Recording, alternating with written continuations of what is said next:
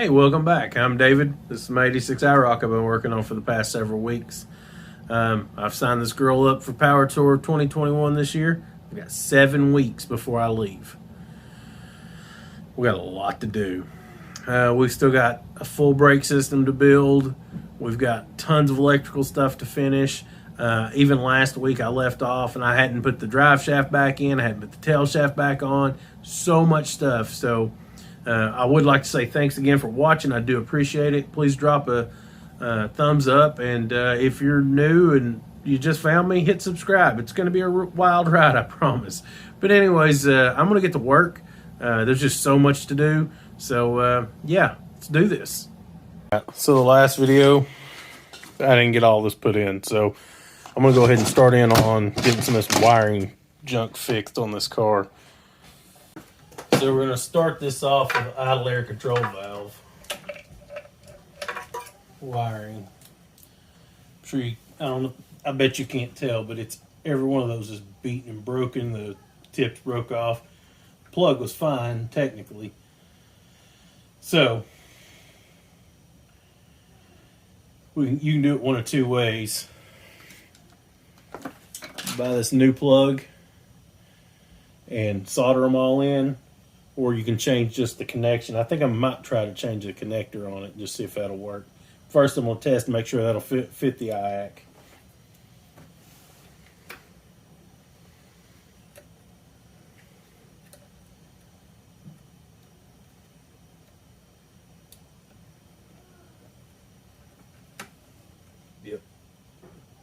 Yep, it plugs on just fine. So they make these little tools. You can actually go in and depin lots of different stuff with them. And there's just tabs inside, and you're just trying to depin that. But this tool, that particular one's not the right one. So what you do is you take the pin. You want to put just a little bit of tension on it. You push this in on both sides. And there's just these little pins in there. Oops, sorry about tipping you all over. Push them in, and they'll just slide right out. Now we're going to take this one and depin it and transfer the wires one at a time over. That way we don't have to cut and splice any of the original wire. You can solder it and it'll be fine technically, but anytime you can leave it as original as possible, you should, or in my opinion.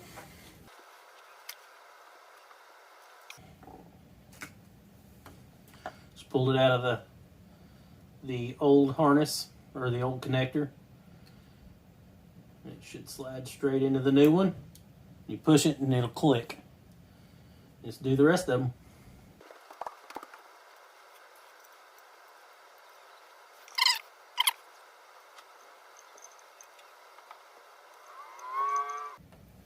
There we go.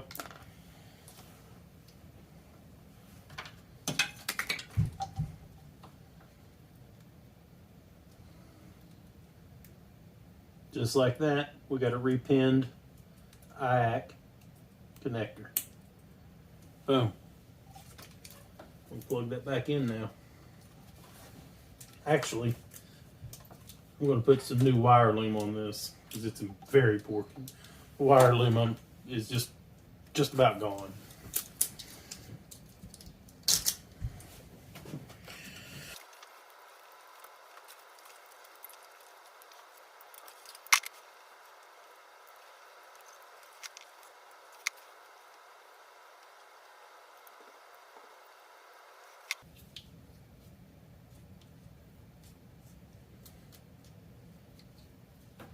And now that looks a lot better.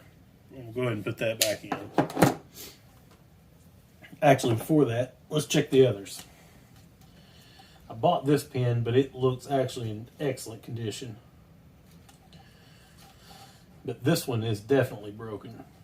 See, that one still has a clip on it, but this is the one that goes to the mass airflow. And we'll do it next. I think we can just repin it too. Yep, we should just be able to repin it, and be fine. I'm going to go plug this into the mass airflow just to make sure that the actual connector works. It plugs right in, so there's no problem. So let's depin this. So after a much closer look, these pins are a little different. This right here on this one indicates that these wires would pull through this way and then lock. The other ones are meant to go the opposite direction, which is fine, but just means we'll have to cut and solder every one of these wires.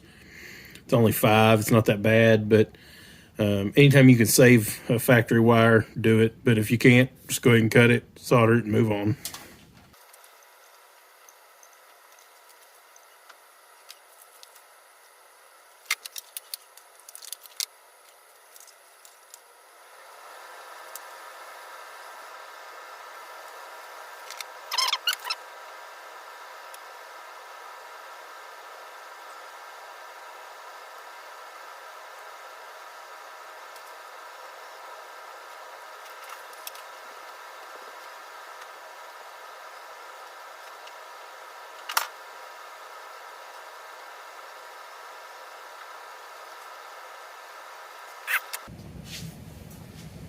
I'm going to show you that one. See, got it all soldered up.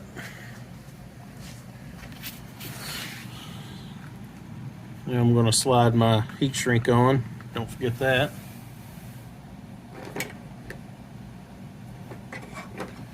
Grab basically the only reason I own a cigarette lighter anymore.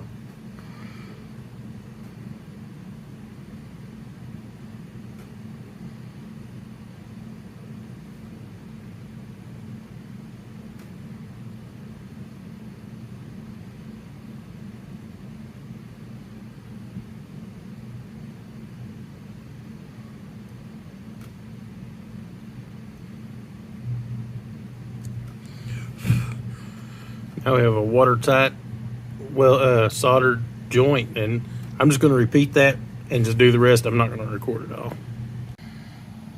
All right, so I got all those soldered on, got all the joints covered in heat shrink.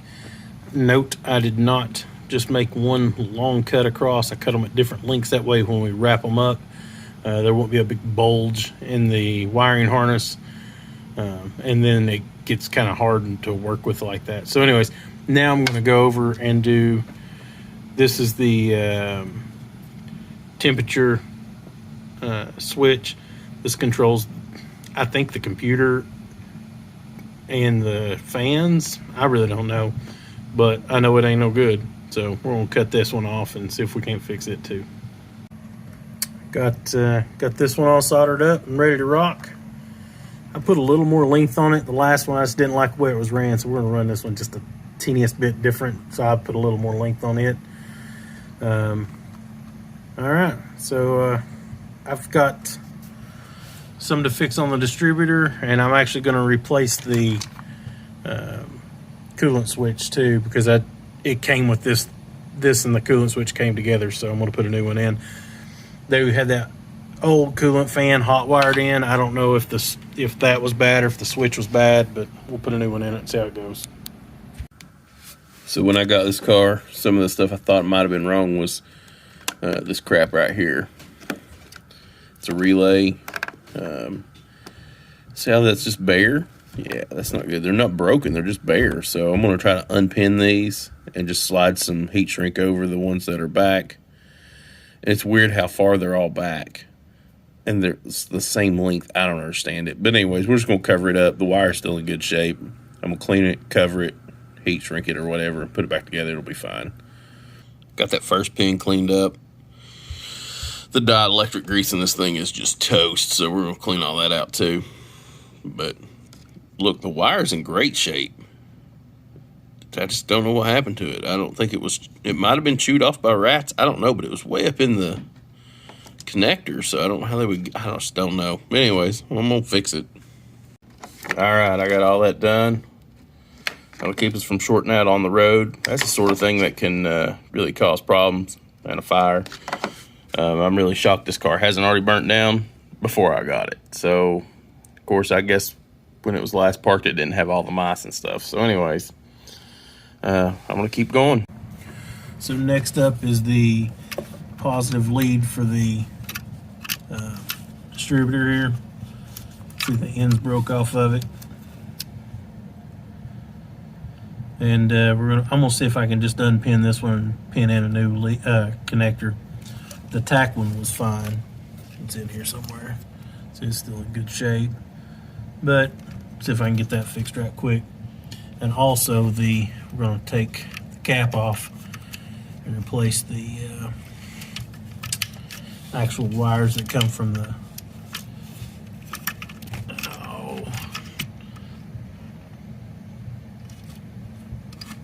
see here. Wires that come from the module, the ears are broke off of it too. And this is kind of stuff that over time, running down the highway, will just wiggle itself out. And you'll be looking for what's wrong with it. So I'm going to take all this apart and we'll change a few of these things, see what we can make happen here. All right, I got us in here now. I would have just changed the repin this. I did repin that positive wire. I don't know if you can see it's right there. But I would have repinned this, but it also comes with a I think it's a condenser. There we go. So I have a new one, so I just decided to just go ahead and put it on. They're not terrible to get to. I really wish I'd have known what this wiring harness was called, because I'd have replaced it. It's supposed to have a grommet thing that goes here to keep the water out. It doesn't. We might put a little silicone or something on that just to keep the water out of it, but we can do that. Whatever, it's not that big a deal. I'm gonna go ahead and get that screw out and see if I can get these switched out right quick. All right, so I got the new one in, got the condenser in and all that with it. Super happy I took the old one out. I didn't notice this before. Sorry about my hand being in the way there. But when this came out, it was actually very brittle and just broke. But somebody had done some excellent repair work on it. Your ignition system is not a place you want to be hacking into. I'm curious to see what's underneath this. I'm going to unwrap this. We'll just look at it. I'm curious. Unwrapped one. I didn't figure y'all believe me how terrible. Look at that. It's a wonder this car ran at all. I'm super glad I spent this money. Some stuff you do and you're like, yeah, I don't know if that was worth it, but I believe this one was worth it.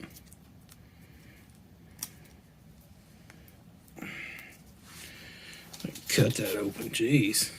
They put a whole roll of electrical tape on it, I guess, to way nobody could find it.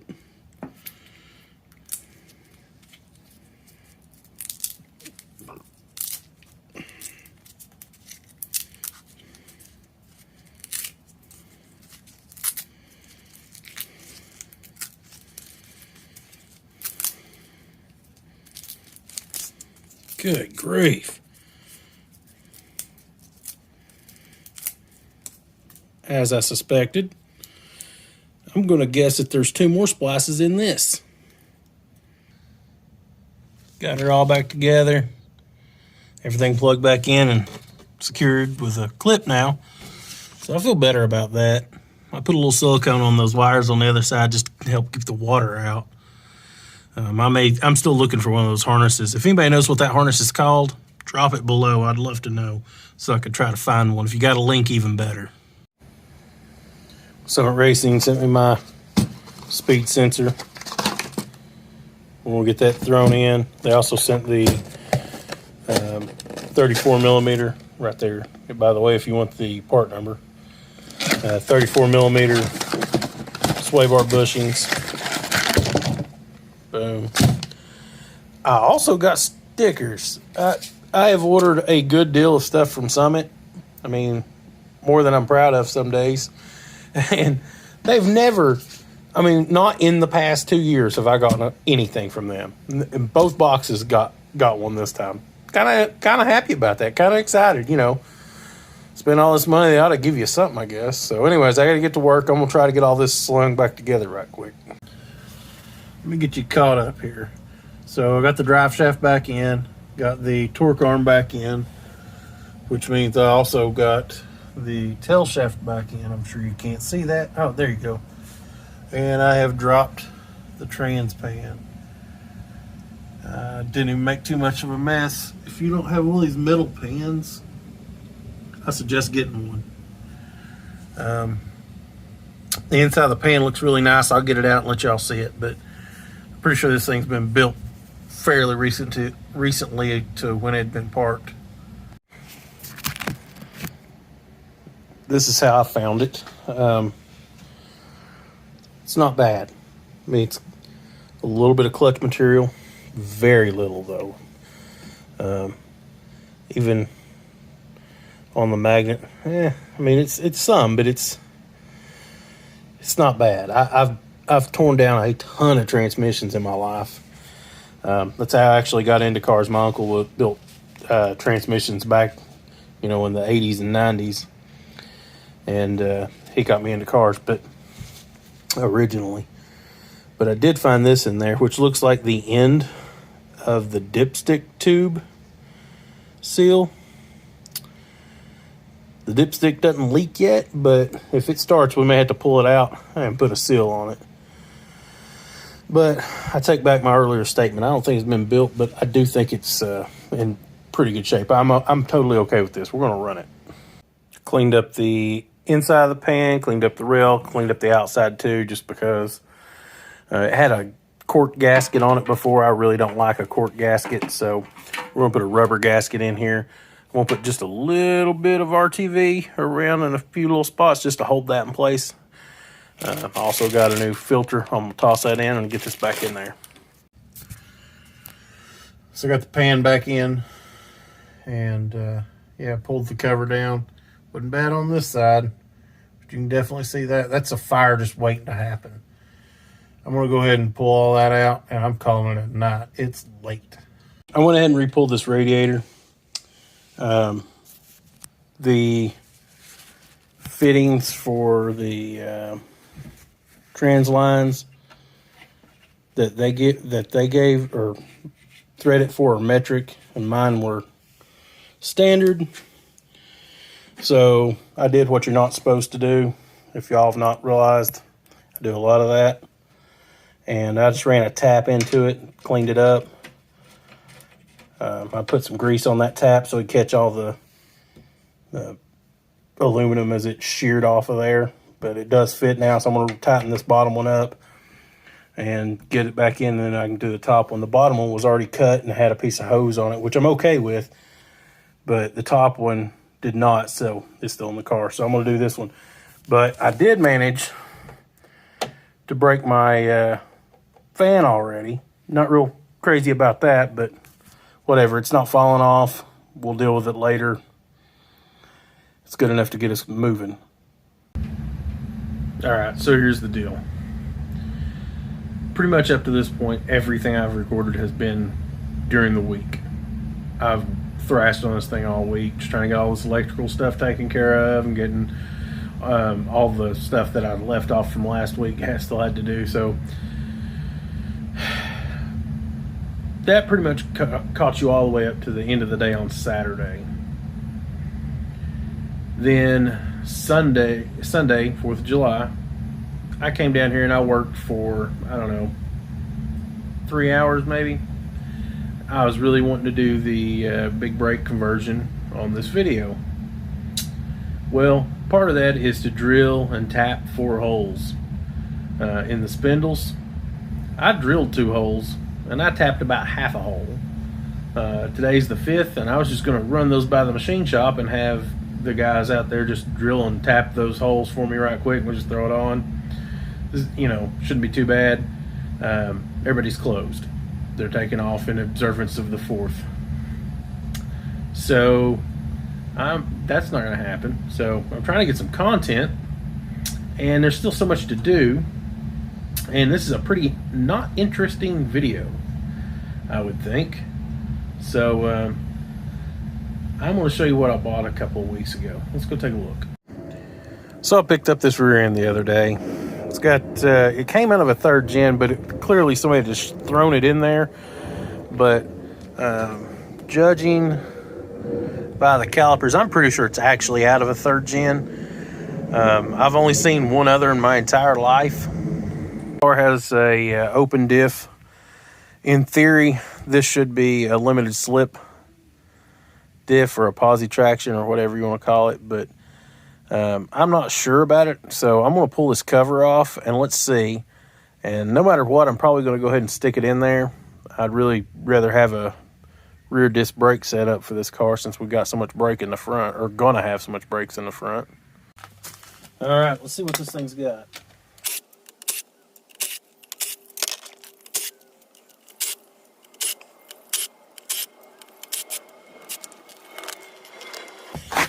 I hate the smell of gear oil.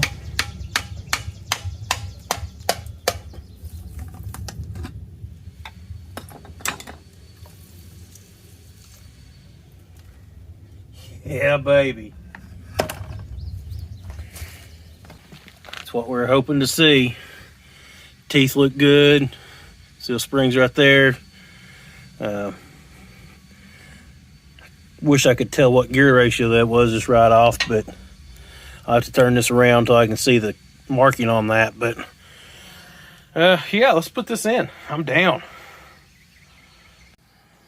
All right, let's see if I can tip this over without making too big a mess.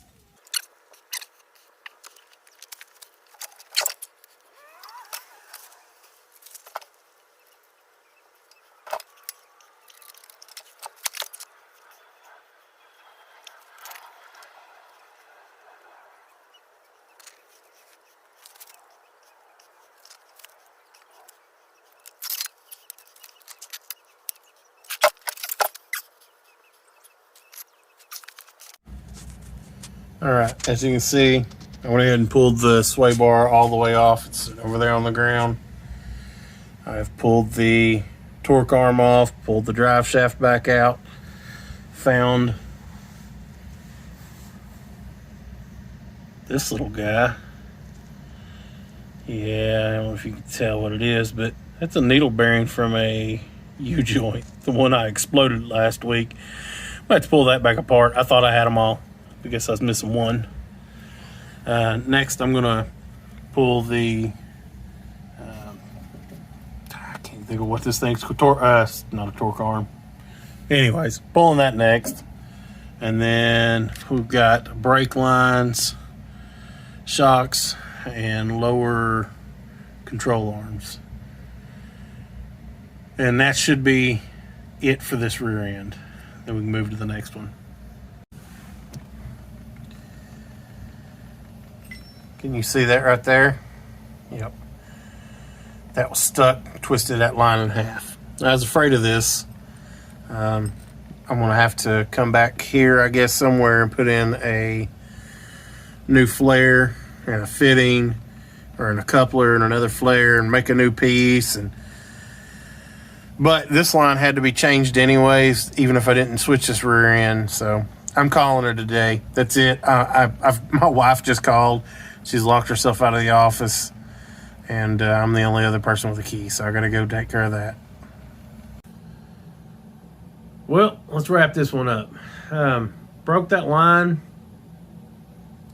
I probably wouldn't have quit, but my wife called and I had to do a rescue mission. She had locked herself out of the office and locked her purse in the office, so she had no way to get home.